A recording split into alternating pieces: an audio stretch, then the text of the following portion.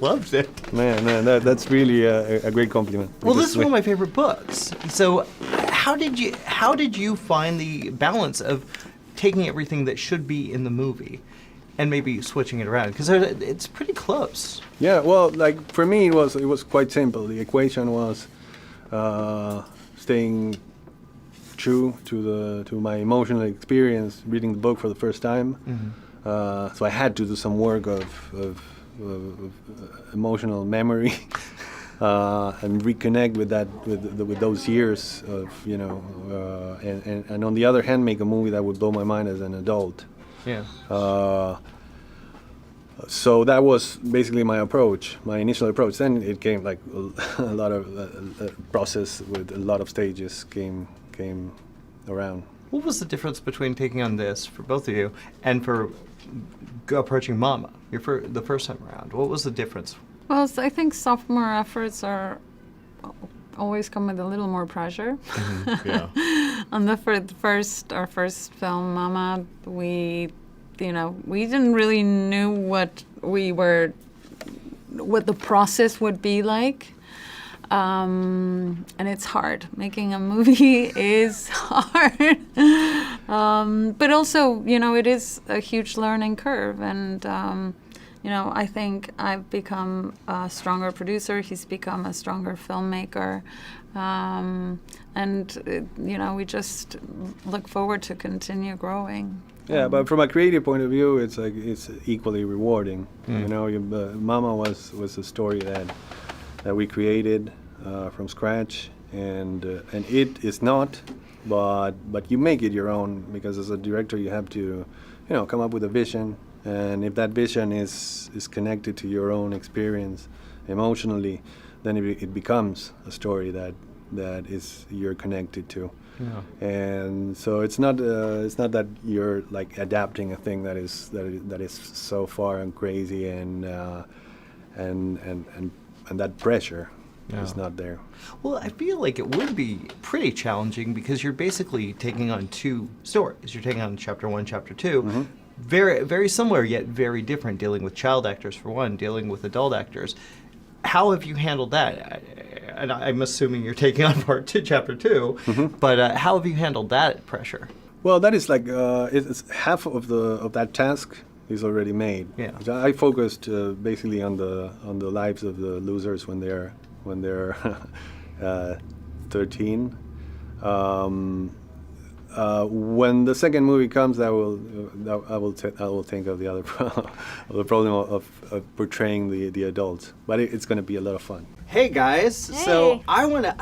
As a kid, this was one of my favorite books.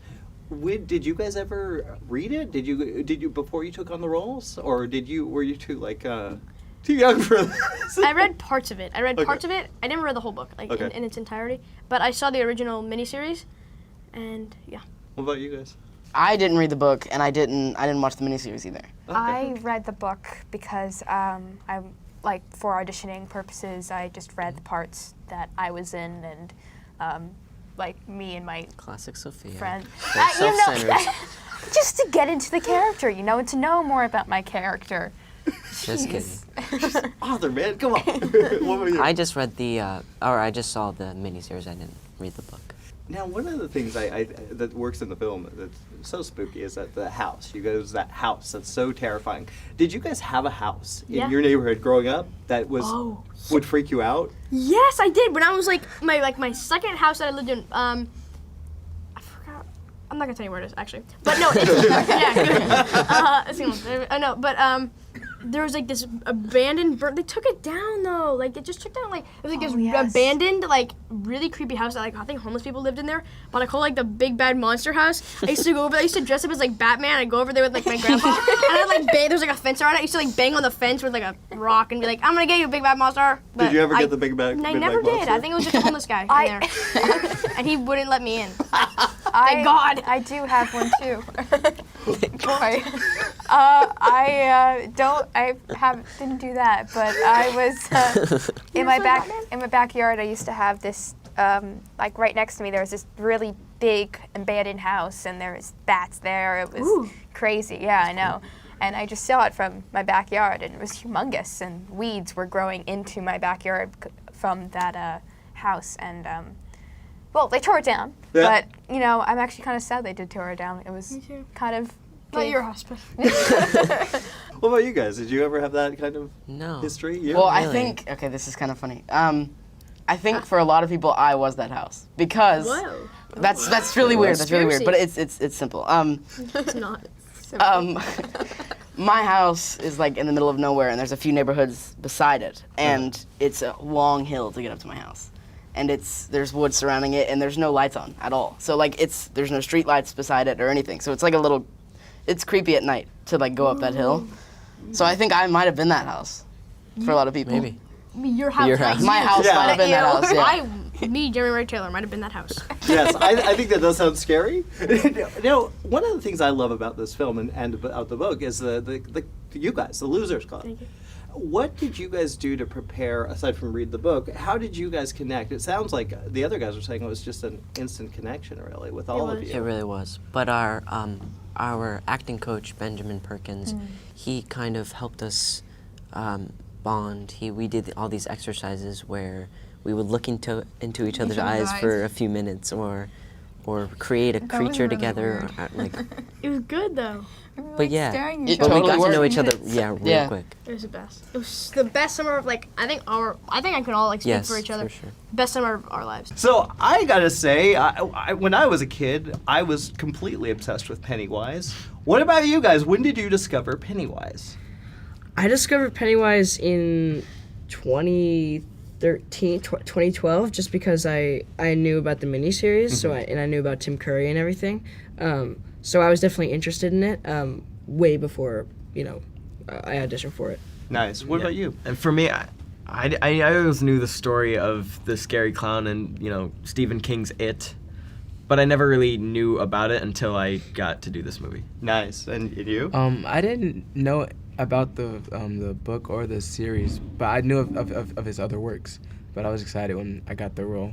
Well, one of the things that Stephen King does with this novel, and it really plays in the film, is this is a coming-of-age drama, technically. Exactly.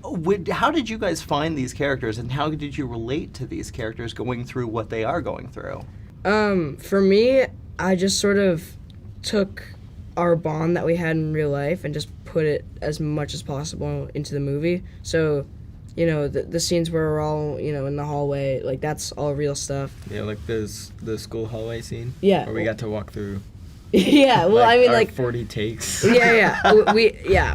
I mean, I tried to put as much, of us bonding in real life into the movie as possible, and I think that just made it easier in general. Yeah. I think that was a huge part of making this film. I think it kind of shows on screen because we really spent a lot of time even before shooting. They give us about a week or two just to get to know each other. And I think that's a big part of the Losers Club is because, we actually like each other. We hang out. Even if we didn't shoot this film, it's like we were meant to be friends. What was the most fun you did? The one thing you did as a group? I would say all the sleepovers Offset we or had onset? at my house. Either way, man. Karaoke was fun too. Yeah, so we would. You never went to karaoke. I never went to karaoke. Well, I got to He was there in experience it spirit. once, but yeah, we'd go to Wyatt's house maybe every week. Oh my god. Every time. To go to, and it wasn't even a house; it was like an apartment. So we'd all pack into Wyatt's apartment and just sleep over. 7 kids on the pull-out couch. It was great cleaning up the next morning. Yeah, sure it it was was. incredible. He would come to set the next day and he'd Respect the say, materials. "Respect the materials, guys. Respect the materials." everybody.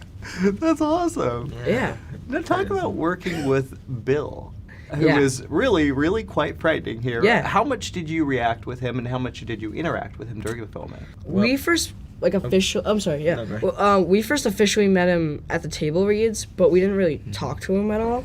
We just sort of kept our distance because we wanted him to do his thing. So we didn't really talk to him until, 2 months in. Oh, wow. Yeah. Wow. And yeah.